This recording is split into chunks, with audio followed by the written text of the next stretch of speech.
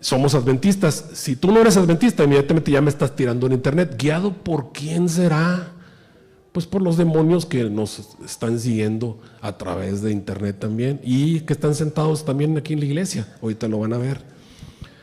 Dice, la gente acepta las explicaciones de las escrituras por parte de sus pastores. No precisamente lo que dice la Biblia, lo que dice la hermana White. No. Aceptan lo que les predicó alguien por ahí.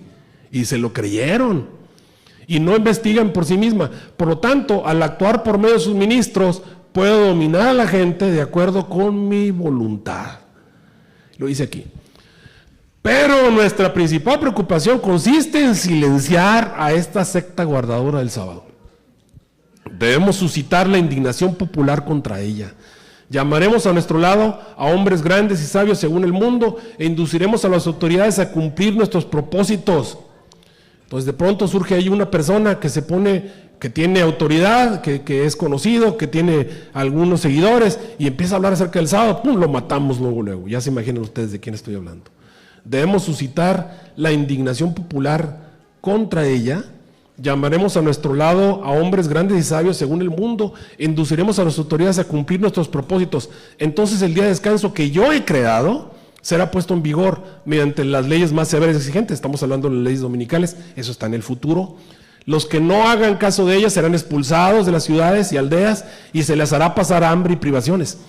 Cuando dispongamos del poder. En este momento Satanás no tiene todo el poder ni civil ni militar, pero lo va a tener próximamente y ya sabemos cómo va a surgir, es parte de su plan. Mostraremos lo que podemos hacer con los que no quieran abandonar su lealtad a Dios. Indujimos a la iglesia romana a castigar con la prisión.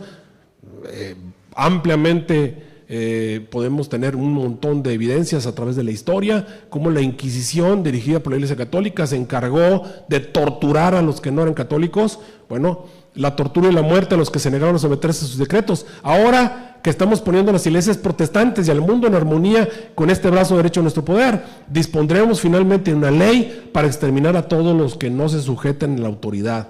Cuando la pena de muerte es el castigo que se aplique por la violación de nuestro día de reposo, se pasarán a nuestro lado muchos de los que ahora se encuentran en las filas de los observadores de los mandamientos. Pero antes de recurrir a estas medidas extremas, debemos ejercer toda nuestra sabiduría y sutileza para engañar y entrampar a los que honran el verdadero día de reposo. Podemos separar a muchos de Cristo por medio de la mundanalidad. Problema número 1 en la iglesia adventista es la mundanalidad. Estamos con un pie adentro de la iglesia y otro pie afuera. La concupiscencia y el orgullo. Se considerarán seguros porque creen la verdad, porque pertenecen a la iglesia. Con eso se sienten que ya es suficiente, porque se sientan aquí el sábado, a veces vienen los miércoles, y los que vienen los miércoles y los viernes son más exaltados, son más cristianos que los que no vienen, ¿o no? Bueno, pero ahí está, esa es la manera en la que te sientes cuando de alguna manera cumples con los requerimientos que otros no cumplen. Por eso dice allí, se consideran seguros de que creen la verdad, pero la complacencia del apetito de las bajas pasiones que confunde el juicio y la capacidad de discernir, los hará caer. Y inducid a los poseedores de tierra y dinero que se embriaguen con los cuidados de esta vida. Presentadles al mundo de su aspecto más atractivo para que depositen aquí su tesoro y pongan sus efectos en las cosas terrenales. Debemos hacer todo lo posible para impedir que los que trabajan en la causa de Dios tengan medios que puedan usar contra nosotros. Mantener el dinero, haz de cuenta, fuera de la iglesia. Que la iglesia no tenga dinero, que la iglesia esté batallando, que no tenga para hacer su labor. Mientras más medios obtengan, más daño causarán a nuestro reino, arrebatándonos nuestros súbditos. Hacer que se preocupen más por el dinero que por la edificación del reino de Cristo y la difusión de las verdades que nosotros odiamos. Y no necesitaremos temer su influencia, porque sabemos que toda persona egoísta y codiciosa caerá bajo nuestro poder y finalmente será separada del pueblo de Dios. ¿Qué siguen diciendo en estas conferencias de Satanás? ¿Cuáles son sus planes tras bambalinas? Por medio de los que tienen apariencia de piedad. Muchas personas aquí en la iglesia que vemos y dicen, ese es bien cristiano, esa persona es bien buena, esa persona es bien justa. Son fariseos, ¿cómo se dice? Sepulcros, blanqueados, por fuera se ven bien bonitos, pero por dentro están muertos espiritualmente. Ese tipo de personas que tienen apariencia de piedad, pero que han negado la eficacia de ella, podemos ganar mucho de que otra manera nos harían bastante daño. Los que aman los deleites más que a Dios serán nuestros colaboradores más eficaces. Los que pertenecen a esta clase de gente, si son capaces e inteligentes, servirán de cebo para atraer a otros a nuestras trampas. Es que mira, así como el hermano fulano, mira mamá, así como el hermano fulano, así como el hermano sultano, así como los hijos de la hermana. No estamos viendo qué hacen los hijos de la hermana, estamos viendo qué hace Jesús. Pero tenemos la tentación de poner nuestros ojos en otros miembros de iglesia que no son precisamente buenos ejemplos de lo que debe ser el cristianismo. Los que pertenecen a esta clase de gente, si son capaces e inteligentes, servirán de cebo para atraer a otros a nuestras trampas. Muchos no tendrán temor de su influencia, puesto que profesan la misma fe. De esta manera los induciremos a creer en los requerimientos de Cristo, son menos estrictos de lo que una vez creyeron, y que asemejándose al mundo podrán ejercer más influencia sobre los mundanos. Este argumento que ustedes ven en azul, es el argumento que presentan un montón de pastores de nuestra iglesia para hacer iglesias contemporáneas. Todas las iglesias contemporáneas que ustedes tienen alrededor, en los que van nuestros muchachos a saltar, fíjate, ¿a qué van? A saltar. ¿A qué van? A bailar. A que los muchachos puedan ver a las muchachas ahí moviéndose, cantando cantos a Dios. ¿Para qué? Pues porque les gusta más ver a una muchacha cantando ahí que parada aquí nada más. O sea, no, está más atractivo de otra manera. Pero llega el momento en el que no escuchas la palabra de Dios porque están tan basados en hacer un culto que sea muy sentido, muy bonito, todo estoy con luces, que parece una discoteca, y te la pasas muy bien, tomas café, y vas y socializas, platicas, ¡qué padre! Pero no aprendiste nada de la palabra de Dios. Y llega el momento en que el muchacho dice, pues, ¿qué diferencia hay entre aquí y la discoteca o el mundo? ¿Para qué voy a la iglesia? Pues es lo mismo. Y pierden entonces el camino, el rumbo. Asemejándose al mundo, creen que ejercen más influencia sobre los mundanos. Así se separan de Cristo, entonces no tendrán fuerza para resistir nuestro poder. Y antes de mucho estarán dispuestos a ridiculizar el celo y la devoción que antes tenían. Y de pronto te encuentras a toda esta gente que pertenece a estos movimientos, ya todos llenos de joyas, con su manera de vestir ya completamente diferente. Lo único que revela es cómo se fueron mundanalizando, porque de alguna manera fuimos perdiendo el rumbo de lo que teníamos que hacer. Hasta que demos el golpe decisivo, deben ser incansables nuestros esfuerzos contra los observadores de los mandamientos. Debemos estar en amarillo, ¿lo leen ahí? Presentes en... Hermanos, te pregunto, leyendo esto, ¿hay demonios aquí ahorita?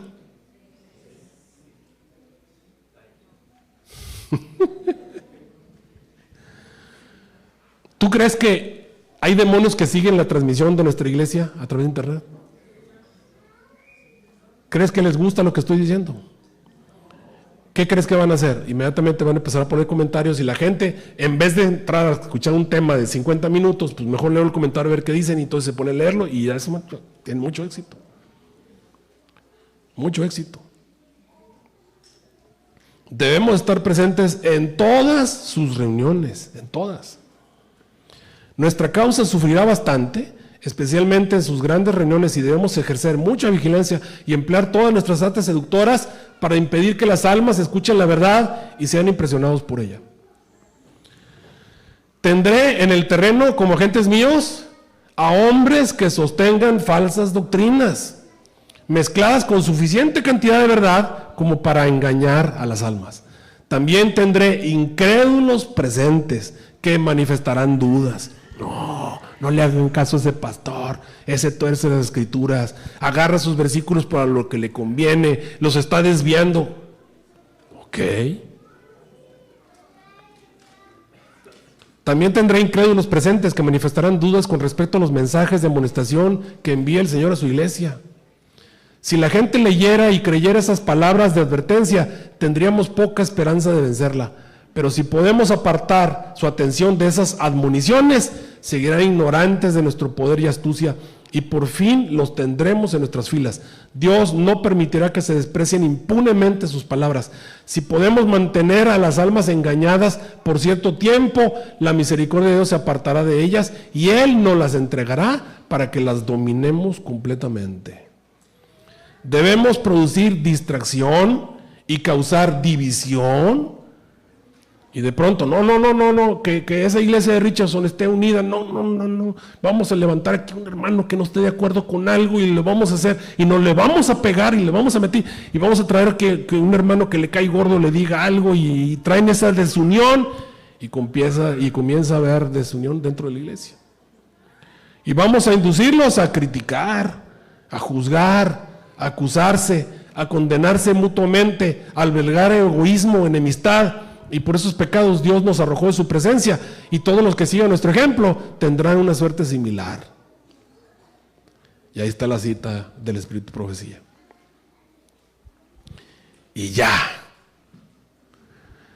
Se parece a lo que puede pasar delante de nosotros.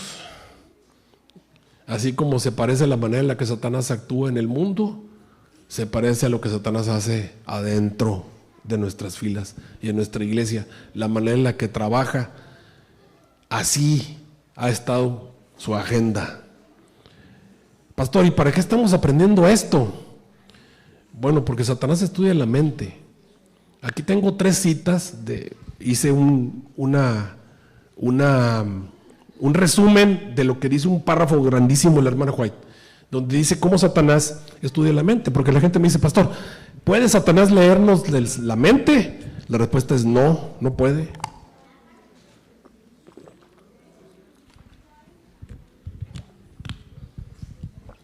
Pero te observa.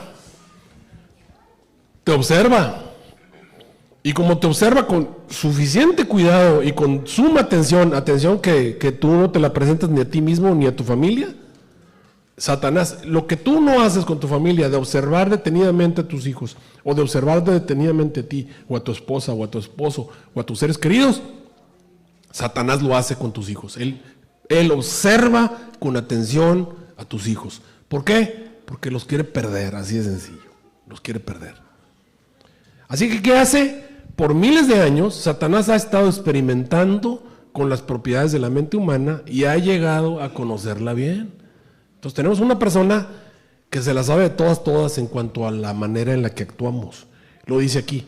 Por sus sutiles operaciones en estos últimos días, está ligando la mente humana con la de él, imbuyéndola con sus propios pensamientos.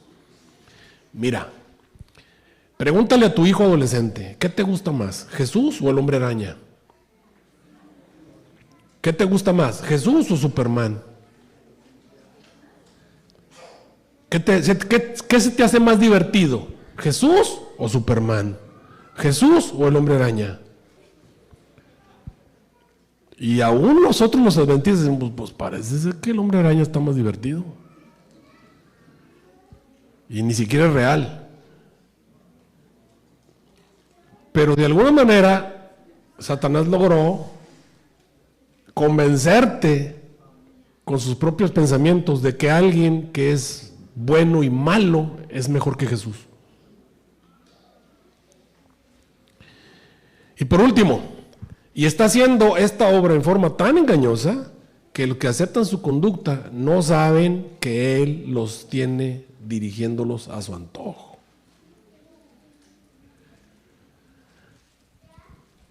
Ok, ¿y para qué nos dice todo esto, pastor? Bueno, pues porque 2 Corintios 2:11, que fue el texto clave esta mañana, para que Satanás no se aproveche de nosotros, pues conocemos sus maquinaciones.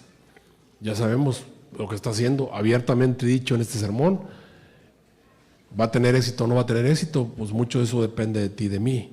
Jesús dijo, no te pido que los saques del mundo, lo que sí te pido es que los guardes del mal. Pero al fin de cuentas, tu decisión y mi decisión va a determinar realmente el camino que vamos a seguirlo, finalmente.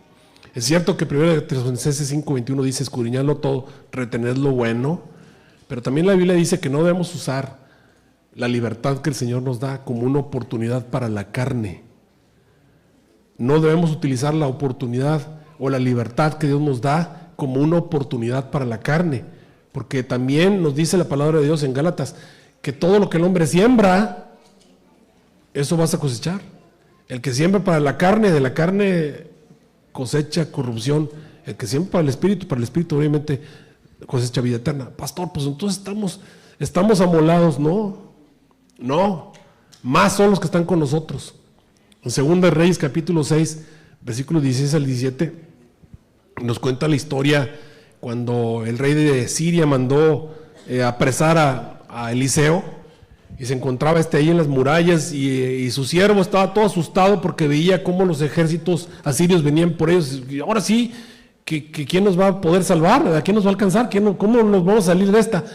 Y entonces él le dice a su siervo: no tengas miedo, porque son más los que están con nosotros. Y esta es una realidad.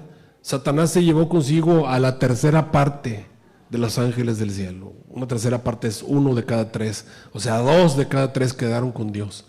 Más son los que están con Dios que los que están con el enemigo, que los que están con ellos. Y oró Eliseo y te dijo: te ruego, Jehová, que abras sus ojos para que veas. ¿Qué te parece si tú oras hoy? Señor, abre los ojos de mi hijo, abre los ojos de mi hija para que pueda ver lo que está pasando a su alrededor, para que pueda verte, para que pueda amarte así como yo te amo.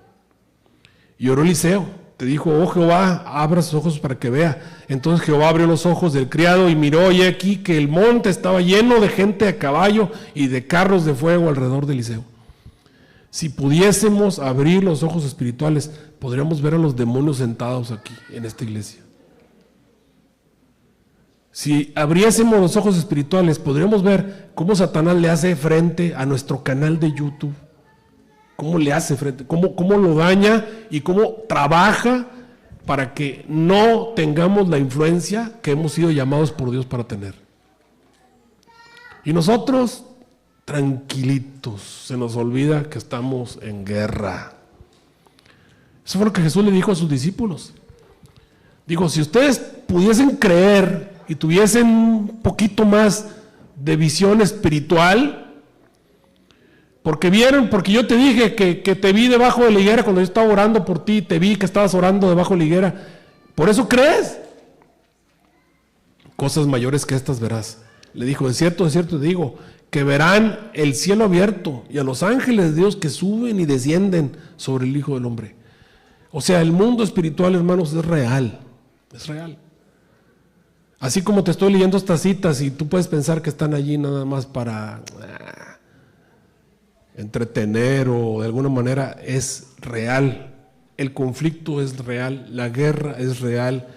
Así como este pastor le preguntó a ChatGPT y ChatGPT le describió lo que está pasando en nuestra sociedad, y tú dices: ah, caray, se parece mucho a lo que está pasando. Pues no es una casualidad, es que hay una inteligencia sobrenatural que está trabajando con la sociedad para que esté pasando exactamente lo que una superinteligencia dice que va a pasar.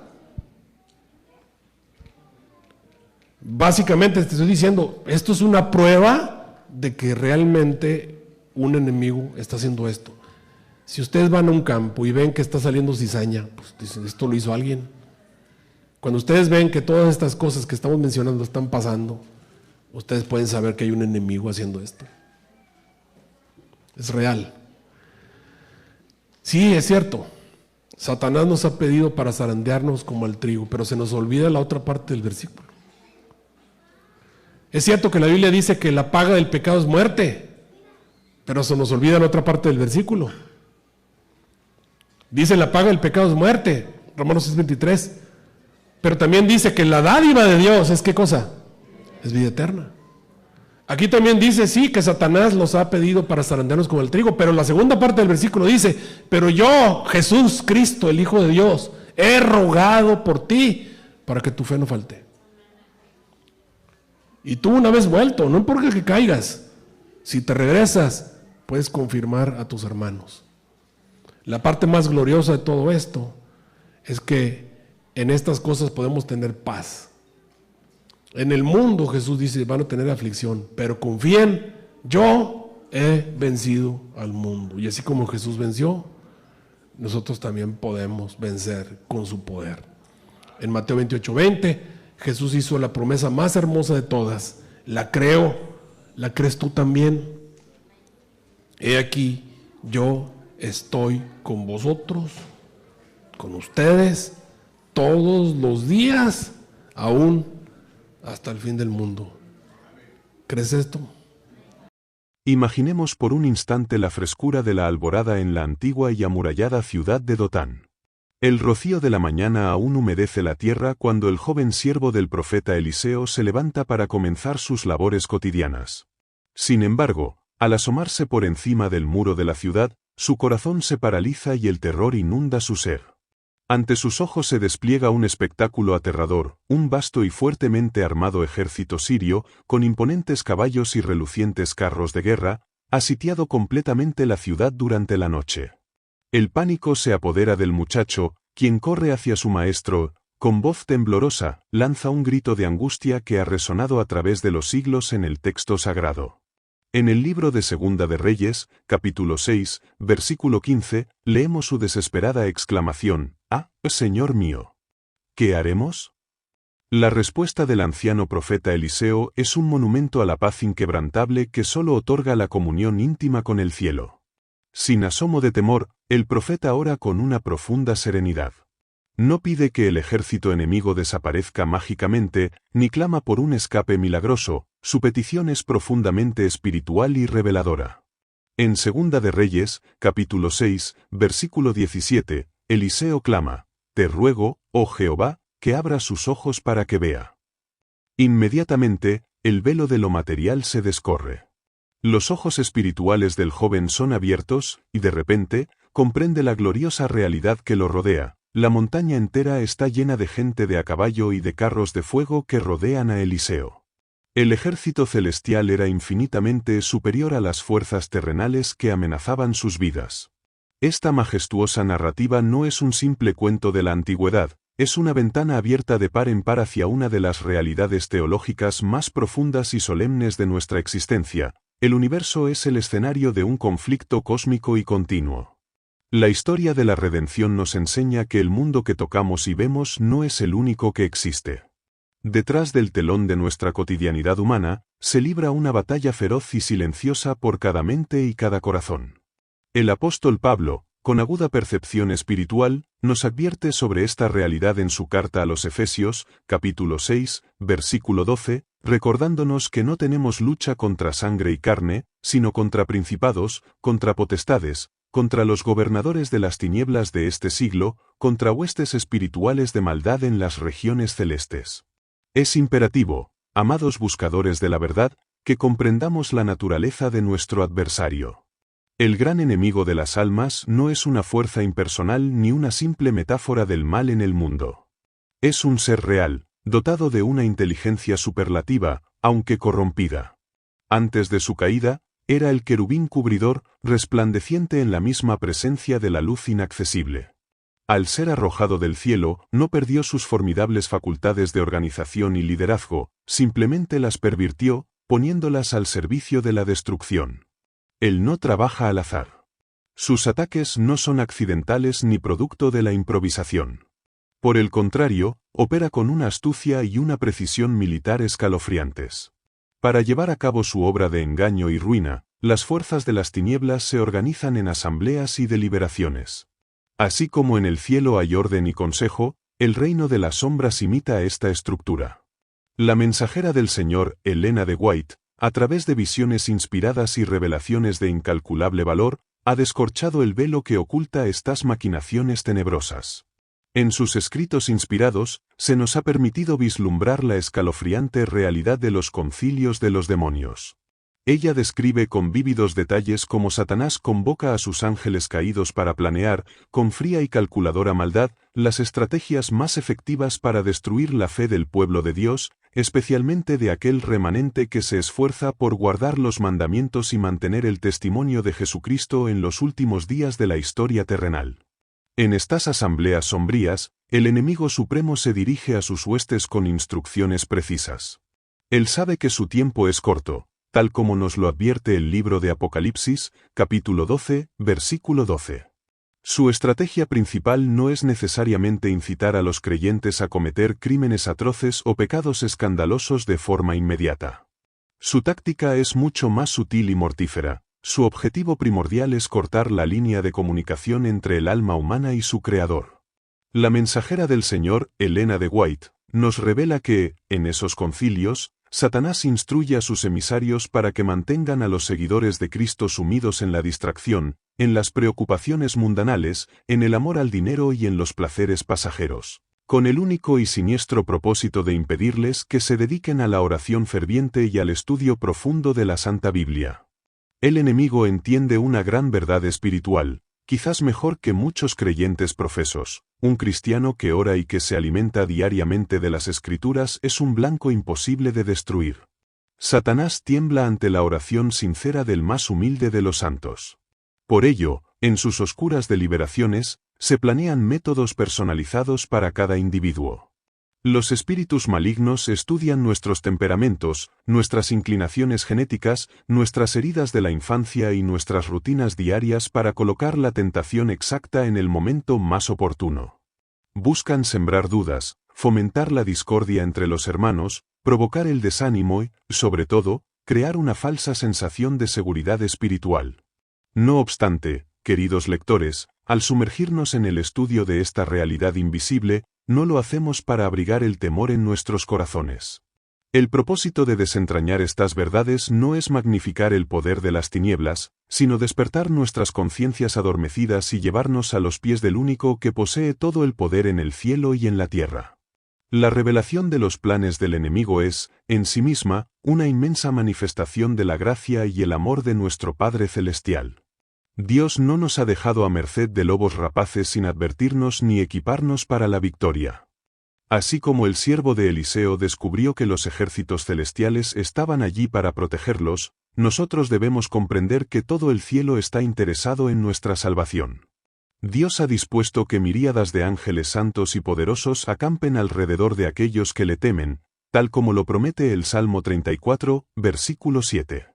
Sin embargo, esta protección divina y esta victoria prometida requieren nuestra cooperación activa y consciente. Exigen que vivamos con los ojos espirituales bien abiertos, velando y orando en todo tiempo. Esa cooperación activa a la que somos llamados por la providencia divina nos introduce de lleno y sin reservas en el corazón mismo del gran conflicto que se libra por el dominio de nuestras almas. No estamos ante una batalla esporádica ni ante escaramuzas al azar, enfrentamos un asedio continuo, milimétricamente calculado. Cuando contemplamos con la visión iluminada por el Espíritu la intensidad con la que el enemigo trabaja en la sombra, comprendemos con temor reverente porque el apóstol Pedro, en su primera epístola, capítulo 5, versículo 8, nos lanza una advertencia de proporciones tan solemnes: sed sobrios y velad, porque vuestro adversario el diablo, como león rugiente, anda alrededor buscando a quien devorar. Este rugido, sin embargo, no siempre es ensordecedor ni evidente, la inmensa mayoría de las veces se presenta como un susurro engañoso, una melodía hipnótica que busca adormecer nuestras facultades espirituales más elevadas. Las asambleas de las tinieblas no escatiman tiempo ni recursos para tejer redes de sofismas tan finas, lógicas y atrayentes que, si fuera posible, engañarían aún a los escogidos. En estos concilios clandestinos y lúgubres, el príncipe de este mundo despliega ante sus legiones caídas el mapa detallado de la debilidad humana, señalando con una precisión verdaderamente quirúrgica donde cada individuo, cada familia y la Iglesia en su conjunto, presenta sus mayores vulnerabilidades. La mensajera del Señor, Elena de White, nos ha proporcionado, por pura gracia celestial, una visión sin precedentes y aterradora de estas reuniones lúgubres. Ella relata de manera contundente cómo el gran engañador se jacta ante sus huestes de su comprobada capacidad para subyugar a la humanidad a lo largo de los milenios. En sus discursos magistrales dictados a los principados del mal, él enfatiza incansablemente que la llave maestra de su éxito radica en mantener a las mentes humanas perpetuamente ocupadas con los afanes, ansiedades y ambiciones de esta vida pasajera. Él comprende a la perfección que mientras el profeso pueblo de Dios se encuentre absorto en la frenética acumulación de riquezas, en la insaciable búsqueda de honores terrenales, en la disipación del entretenimiento mundano o incluso en la simple supervivencia diaria vivida sin depender de la providencia divina, no tendrán tiempo, energía ni disposición para la comunión celestial. Su estrategia suprema es crear un ruido constante, una cacofonía de urgencias materiales y emocionales que ahogue por completo la voz apacible y delicada del Espíritu Santo. Para este enemigo implacable, una Biblia que permanece cerrada acumulando polvo en un estante y unas rodillas que nunca se doblan en contrición son sus más preciados trofeos de victoria, la evidencia palpable de que sus maquinaciones invisibles están rindiendo frutos mortales. En la oscuridad de estos tenebrosos concilios, se trazan planes sumamente específicos contra las verdades fundamentales que anclan nuestra fe profética. El enemigo aborrece el mensaje inmutable de la salvación, aborrece la santa ley de Dios y odia con furor sin igual la verdad purificadora del santuario celestial, porque todas estas doctrinas en su conjunto revelan el carácter de amor, justicia y misericordia de nuestro Creador, y desenmascaran de forma fulminante las mentiras de su rebelión original. La mensajera del Señor, Elena de White, describe minuciosamente cómo Satanás insta a sus agentes invisibles a oscurecer la luz que emana del santuario celestial. Él sabe que allí, en el lugar santísimo, nuestro gran sumo sacerdote intercede con su sangre por nosotros, mostrando ante el universo la perpetuidad de su santa ley, incluyendo, de manera muy especial, el cuarto mandamiento que ordena la sagrada observancia del sábado. En estas asambleas demoníacas se acuerda unánimemente que si logran, mediante engaños sutiles o presiones sociales, llevar a los creyentes a transgredir la ley de Dios o a considerarla una carga legalista y obsoleta, habrán despojado a la Iglesia de su principal defensa, dejándola completamente vulnerable a los justos juicios divinos y a los asaltos de la tentación. La estrategia dictada en estos concilios es presentar la desobediencia no como una rebelión flagrante y desafiante contra el cielo, sino como una conveniencia práctica, una adaptación cultural o una libertad evangélica mal entendida, separando así, de manera imperceptible, al alma de la única fuente verdadera de su poder espiritual. La sofisticación destructiva de estos ataques radica en su asombrosa personalización.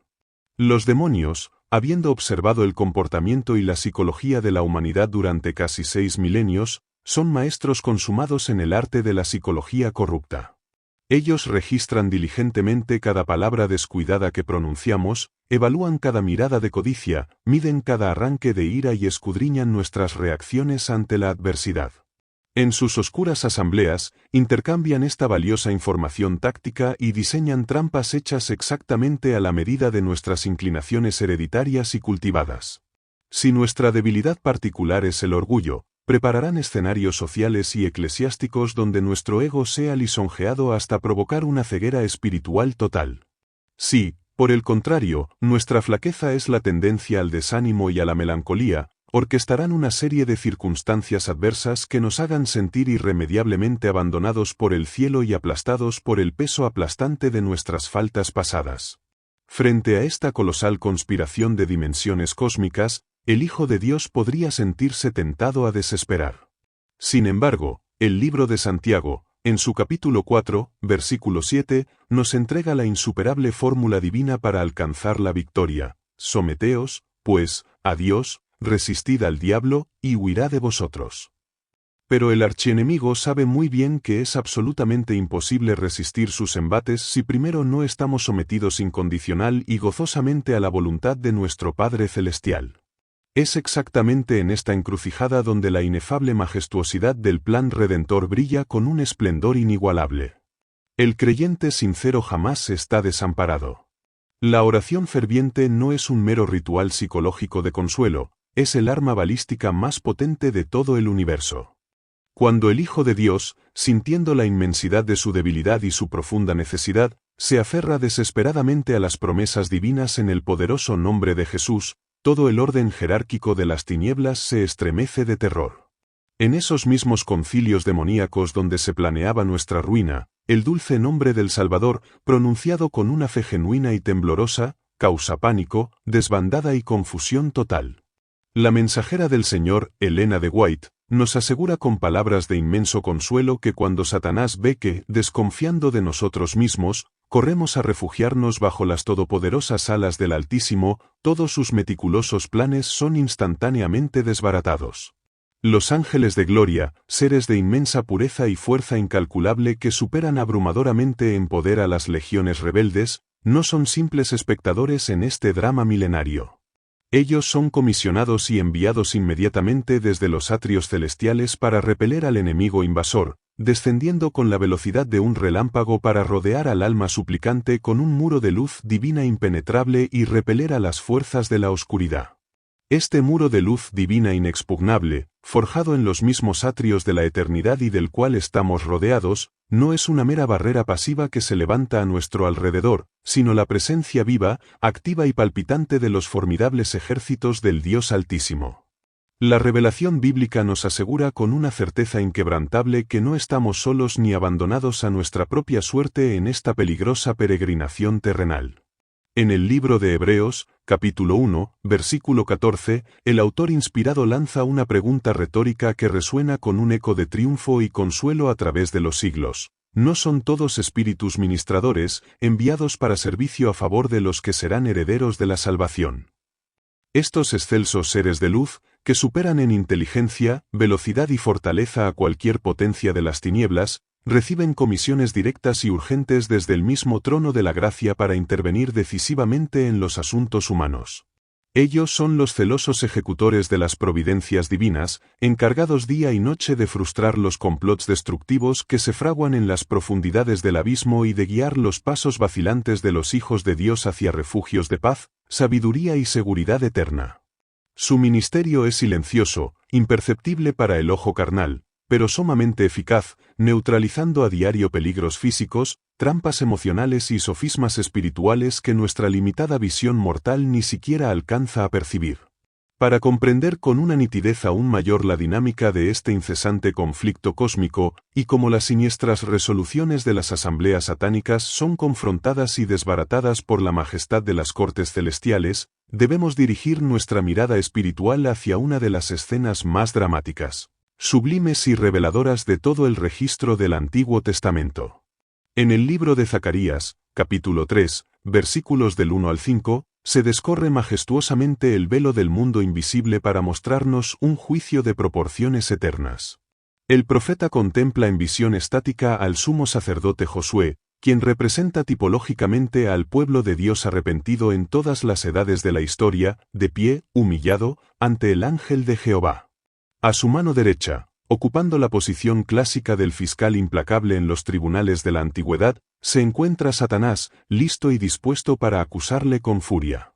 Josué está vestido con ropas viles, símbolo innegable e ineludible de los pecados, las graves deficiencias, las rebeliones y las continuas fallas de la humanidad caída. Esta escena solemne ilustra a la perfección el argumento central y legalista que el enemigo presenta en sus concilios secretos. Él sostiene con vehemencia que la raza humana, al haber transgredido repetidamente la santa ley divina, le pertenece por legítimo derecho de conquista, y que un Dios de absoluta e inflexible justicia no puede, sin contradecir dolorosamente su propia naturaleza inmutable, rescatar a pecadores tan manchados por la rebelión. En las profundidades de sus oscuras y lúgubres deliberaciones, el príncipe de las tinieblas instruye de manera rigurosa a sus emisarios para que lleven un registro meticuloso, detallado y exhaustivo de cada error, cada palabra ociosa y cada pensamiento impuro cometido por aquellos que profesan seguir el camino de Cristo. Él actúa incesantemente en su vil rol de acusador de nuestros hermanos, tal como lo define con precisión el libro de Apocalipsis, capítulo 12, versículo 10. Acusándolos delante de nuestro Dios día y noche, sin tregua ni descanso. La mensajera del Señor, Elena de White, arroja una luz deslumbrante y clarificadora sobre esta terrible controversia al explicar detalladamente que Satanás señala con dedo acusador y burlón las promesas rotas, las motivaciones egoístas secretas y las vergonzosas caídas morales del pueblo profeso de Dios. Él argumenta con una lógica diabólicamente engañosa, pero de apariencia contundente, que estos seres humanos son demasiado impuros, inconstantes y rebeldes para disfrutar de la santa comunión con los ángeles inmaculados, y exige con arrogancia que se le permita ejercer sin restricciones su dominio destructivo sobre ellos. Su objetivo supremo en estas asambleas no es únicamente planear la tentación que nos hará caer, sino también preparar meticulosamente el expediente legal que presentará ante el gran tribunal del universo para exigir la justa condena de cada creyente que resbala. Sin embargo, es precisamente en este escenario de aparente e inminente derrota y de profunda humillación humana, donde brilla con un esplendor inigualable, cegador y redentor la gracia justificadora e intercesora de nuestro gran y compasivo sumo sacerdote. Ante las virulentas e insidiosas acusaciones del enemigo en contra de Josué, la respuesta divina no consiste en negar la triste y evidente realidad del pecado humano, sino en invocar la infinita y todopoderosa eficacia del sacrificio redentor en el Calvario. El Señor reprende al fiero adversario con palabras de autoridad suprema y definitiva, declarando solemnemente que este pueblo doliente es un tizón arrebatado del incendio.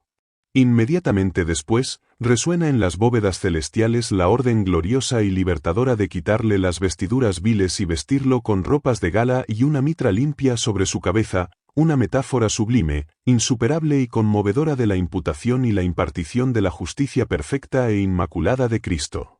Así, exactamente así, es como el cielo entero responde a las ominosas actas redactadas y firmadas en los concilios de los demonios. Cuando el cruel enemigo nos acusa de ser pecadores indignos y merecedores de la muerte eterna, nuestro amantísimo abogado defensor da un paso al frente, presenta sus manos horadadas que sangraron por nosotros y cubre nuestra vergonzosa desnudez espiritual con el manto inmaculado de su propio carácter perfecto, silenciando por completo las justas demandas de la ley quebrantada, callando al acusador y desbaratando sus planes de destrucción masiva. Pero esta maravillosa, inmerecida e insondable obra de gracia y defensa celestial no nos exime en lo más mínimo de nuestra ineludible responsabilidad individual, por el contrario, nos convoca imperativamente a una vigilancia aún más fervorosa, constante y diligente. La asombrosa protección de la que somos objeto exige que nos aferremos con desesperación a los medios de gracia que el cielo ha provisto con tanta abundancia, siendo el principal y más poderoso de ellos el estudio diario, sistemático y la asimilación profunda de las Sagradas Escrituras.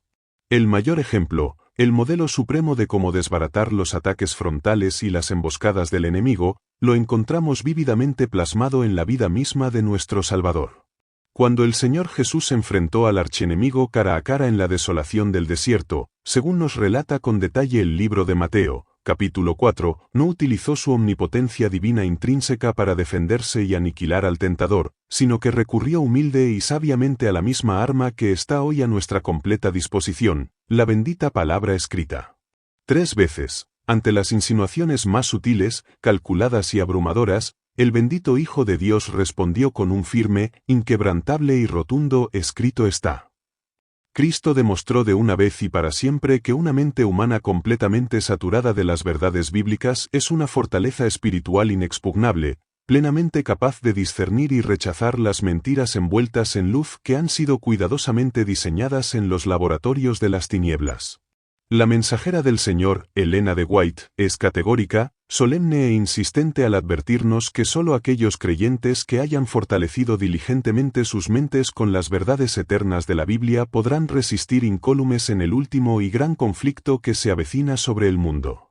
En los oscuros concilios demoníacos se trazan, debaten y perfeccionan estrategias sumamente específicas para socavar y destruir la autoridad sagrada de las Escrituras, promoviendo agresivamente el escepticismo moderno, la alta crítica secular y la interpretación acomodaticia y relajada de los mandamientos. Porque el diablo sabe perfectamente que si logra arrancar la inmutable palabra de Dios del corazón y de la mente del creyente, lo deja completamente inerme, ciego y a la deriva en un océano de error. Un cristiano profeso que no lee, escudriña y medita en su Biblia con profunda devoción y en un espíritu constante de oración, es presa sumamente fácil y vulnerable para los terribles engaños finales que ya se están desplegando.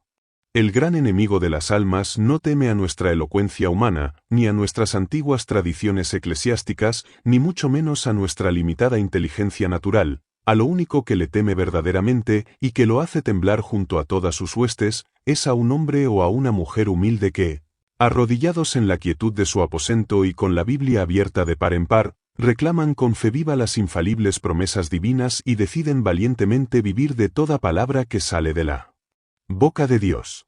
Por consiguiente, la solemne instrucción apostólica y profética de velar y orar cobra una urgencia absoluta, de vida o muerte eterna, en estos críticos tiempos de peligro inminente.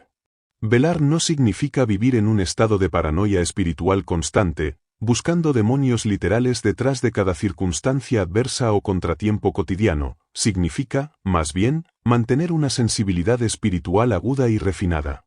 Tener los sentidos ejercitados por medio de la comunión diaria para discernir claramente entre el bien supremo y el mal disfrazado. Significa observar con inteligencia las señales de los tiempos a través de la lente infalible de la profecía bíblica y reconocer sin temor cómo los rápidos movimientos en el mundo político, social y religioso se alinean perfectamente con las solemnes advertencias que nos ha dejado el cielo misericordioso. La oración genuina, por su parte, es el aliento vital e indispensable del alma regenerada, el canal sagrado e ininterrumpido mediante el cual extraemos poder transformador y fortaleza inagotable de la fuente infinita para resistir los asedios que han sido tan meticulosamente planificados en las sombras. Cuando velamos con la vista fija en la palabra y oramos con el corazón abierto al cielo, no solo nos defendemos pasivamente, sino que avanzamos como un ejército victorioso, reclamando territorio para el reino eterno de Dios y destruyendo las funestas obras del maligno mediante el poder invencible, transformador y glorioso del Espíritu Santo que mora abundantemente en nosotros. Avanzar como un ejército victorioso bajo el estandarte ensangrentado del príncipe Emmanuel requiere, de manera ineludible, que cada soldado de la cruz se apropie de la armadura celestial. No podemos hacer frente a las asechanzas fraguadas en las asambleas de las tinieblas vestidos con las endebles ropas de nuestra propia justicia o confiando ciegamente en nuestras limitadas capacidades intelectuales. El apóstol Pablo, escribiendo desde la humedad y penumbra de su prisión romana, pero con el espíritu remontándose a las gloriosas cortes celestiales, nos entrega en su carta a los Efesios, capítulo 6, versículos del 13 al 17, el inventario divino e indispensable para la supervivencia espiritual. Nos exhorta con urgencia a tomar toda la armadura de Dios para poder resistir en el día malo. Detengámonos un instante a meditar en la profunda sabiduría de esta instrucción apostólica. Cada pieza de esta armadura divina, el cinturón de la verdad, la coraza de justicia, el calzado del apresto del Evangelio de la paz, el escudo de la fe, el yelmo de la salvación y la espada del Espíritu, que es la inmutable palabra de Dios, ha sido forjada en los yunques del cielo. En los oscuros concilios demoníacos, Satanás y sus emisarios estudian con furiosa frustración a un creyente revestido de esta manera celestial, pues saben amargamente que sus dardos de fuego, por más envenenados que estén con la duda, la mundanalidad, la lujuria o el orgullo, se estrellarán inofensivamente contra el escudo impenetrable de una fe viva, vigorosa y operante. Sin embargo, el enemigo de las almas no cesa en su empeño, su odio milenario hacia el Creador se canaliza con una crueldad despiadada hacia la creación, y muy especialmente hacia aquellos que reverencian y aman la santa ley de Dios. En estos últimos y peligrosos días de la historia terrenal, los concilios de las sombras han concentrado sus esfuerzos más audaces y sofisticados en oscurecer la luz purificadora que resplandece desde el lugar santísimo del santuario celestial. La mensajera del Señor, Elena de White, nos ha revelado con una claridad sobrecogedora y profética que el blanco principal de los ataques satánicos finales es el cuarto mandamiento de la inmutable ley de Dios. ¿Por qué existe este furor específico e implacable contra el sagrado día de reposo? Porque el sábado es el gran sello del Dios vivo, la señal inconfundible de su autoridad soberana, creadora y redentora. En sus tenebrosas y secretas reuniones, los principados caídos han diseñado estrategias magistrales para presentar la observancia del verdadero día del Señor como una carga legalista intolerable, o peor aún, para diluir y destruir su santidad mediante la introducción sutil de filosofías humanas, urgencias laborales y tradiciones seculares dentro del seno mismo del hogar cristiano. Ellos comprenden a la perfección que, si logran que el profeso pueblo de Dios profane las horas sagradas con conversaciones triviales, negocios seculares o entretenimientos mundanos, habrán logrado abrir una brecha fatal en la muralla protectora de la fe, dejando el alma completamente expuesta a engaños y posesiones aún mayores. Esta incesante y abrumadora presión ejercida por las fuerzas organizadas del mal produce inevitablemente lo que las Sagradas Escrituras y el espíritu de profecía denominan de manera solemne como el gran zarandeo. No estamos hablando de un evento casual o de una crisis pasajera, sino del resultado directo e ineludible de la fricción cósmica entre la verdad pura y las herejías introducidas arteramente por el enemigo en medio de la congregación.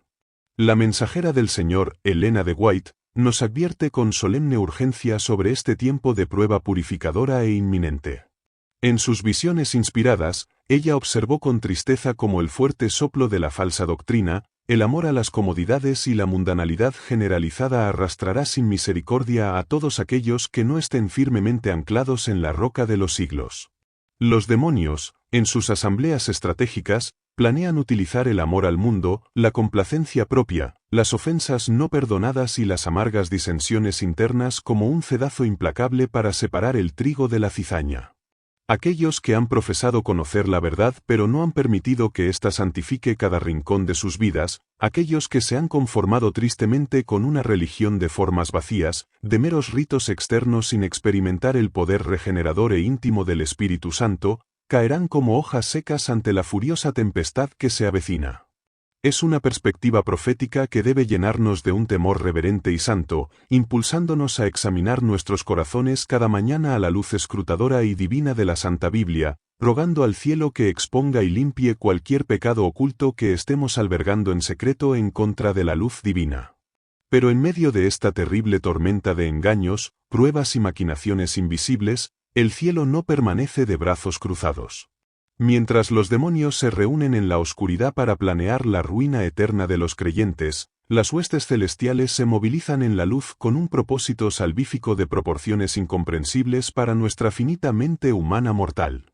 En el libro del profeta Ezequiel, capítulo 9, versículo 4, se nos presenta la sublime, misteriosa y consoladora figura del varón vestido de lino, llevando un tintero de escribano a su cintura, a quien el Señor Supremo le ordena pasar por en medio de la ciudad y poner una marca protectora en la frente de los hombres y mujeres que gimen y que claman a causa de todas las abominaciones que se hacen en medio de ella.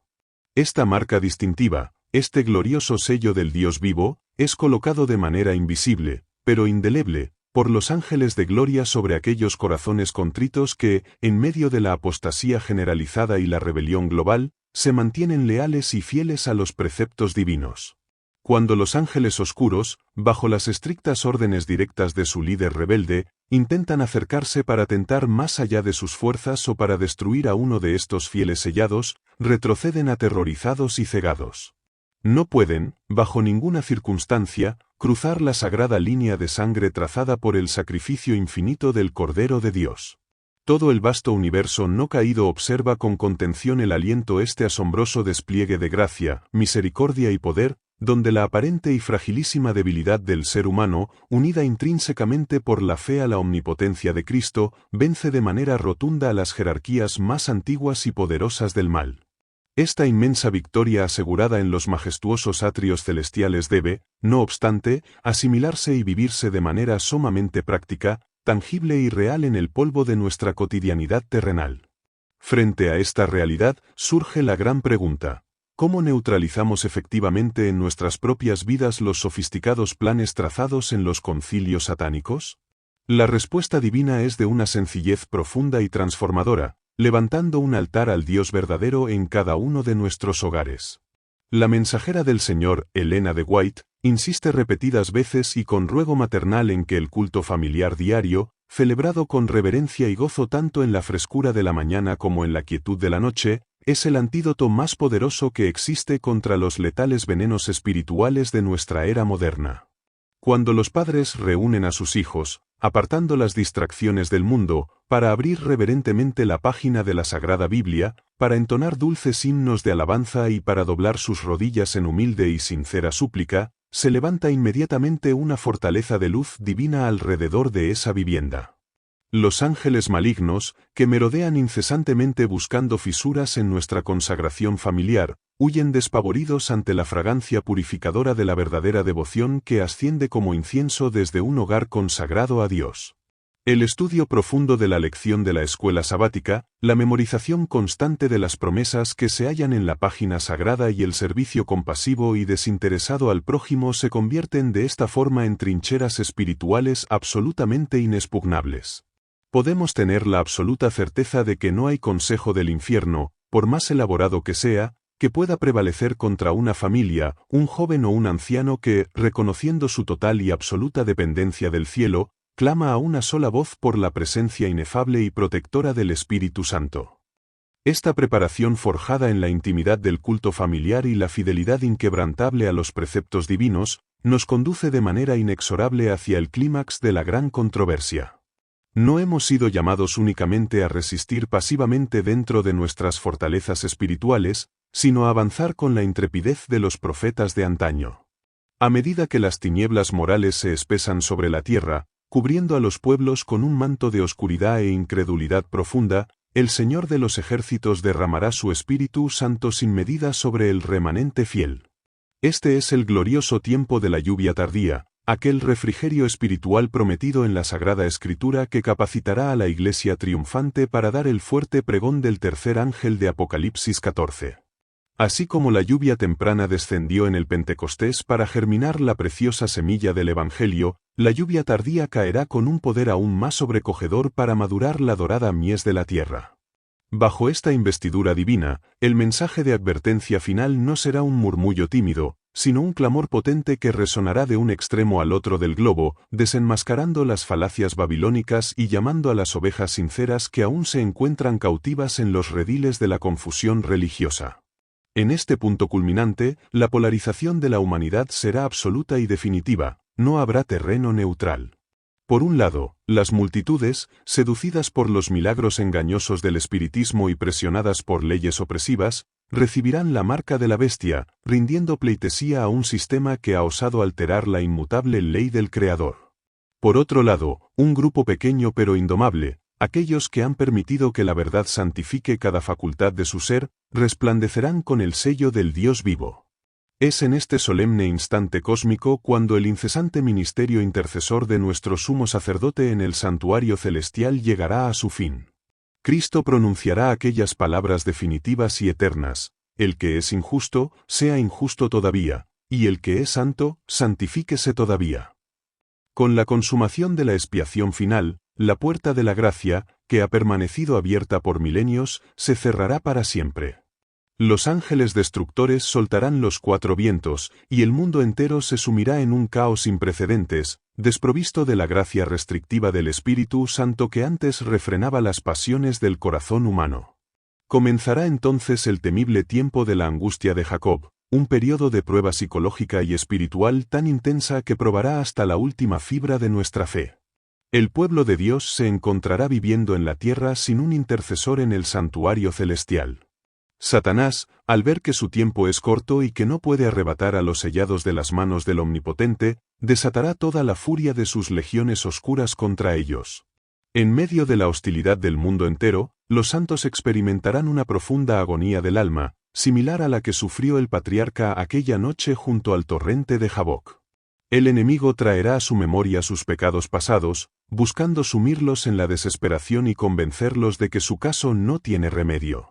Sin embargo, aunque se sientan indignos y afligidos, no retrocederán. Su fe se aferrará con desesperación santa a las promesas infalibles, recordando que sus transgresiones ya fueron borradas por la sangre del Cordero durante el juicio investigador. Comprenderán que el mismo príncipe Emmanuel que los llamó y los selló, no los abandonará en la hora de su mayor necesidad. Y entonces, cuando la noche parezca más oscura y la liberación humana sea absolutamente imposible, ocurrirá la intervención divina que el universo entero ha estado esperando. En medio de señales espantosas en los cielos y en la tierra, la voz de Dios, resonando como el sonido de muchas aguas, quebrará el silencio cósmico para anunciar el día y la hora de la venida de Jesús. Las tumbas se abrirán en una resurrección especial, y aquellos que murieron en la fe del mensaje del tercer ángel se levantarán para presenciar el evento cumbre de la historia. Una pequeña nube negra, del tamaño de la mitad de la mano de un hombre, aparecerá en el oriente. A medida que se acerque, la nube se transformará en una deslumbrante carroza de fuego y gloria, escoltada por miríadas de ángeles radiantes que entonarán antífonas de victoria. En el centro de esta majestuosa procesión, ya no como un varón de dolores, sino como el Rey de Reyes y Señor de Señores, cabalgará el victorioso príncipe Emmanuel. Sus ojos serán como llama de fuego, y en su manto llevará escrito el nombre que hace temblar a los demonios y regocijar a los redimidos. Ante el resplandor indescriptible de su presencia, los impíos perecerán, incapaces de soportar la gloria consumidora de la santidad divina que tanto despreciaron. Pero para los justos, esa misma gloria será un manto de vida e inmortalidad. Los justos vivos serán transformados en un abrir y cerrar de ojos, y junto con los santos resucitados clamarán: ¿Dónde está, oh muerte, tu aguijón? ¿Dónde, oh sepulcro, tu victoria? Seremos arrebatados para recibir al Señor en el aire, dejando atrás un mundo marchito por el pecado, para emprender el viaje hacia el mar de vidrio, donde el mismo Jesús colocará sobre nuestras sienes las coronas de gloria y pondrá en nuestras manos las arpas de oro. La gran controversia habrá terminado. El pecado y los pecadores ya no existirán, todo el universo estará limpio. Un pulso de armonía y inefable alegría latirá a través de la vasta creación. Esta es la gloriosa esperanza que nos sostiene hoy. Que el Espíritu de Dios nos conceda la gracia indispensable para mantenernos firmes bajo su estandarte ensangrentado, sabiendo que la victoria final, ineludible y eterna, es absolutamente segura en Cristo Jesús.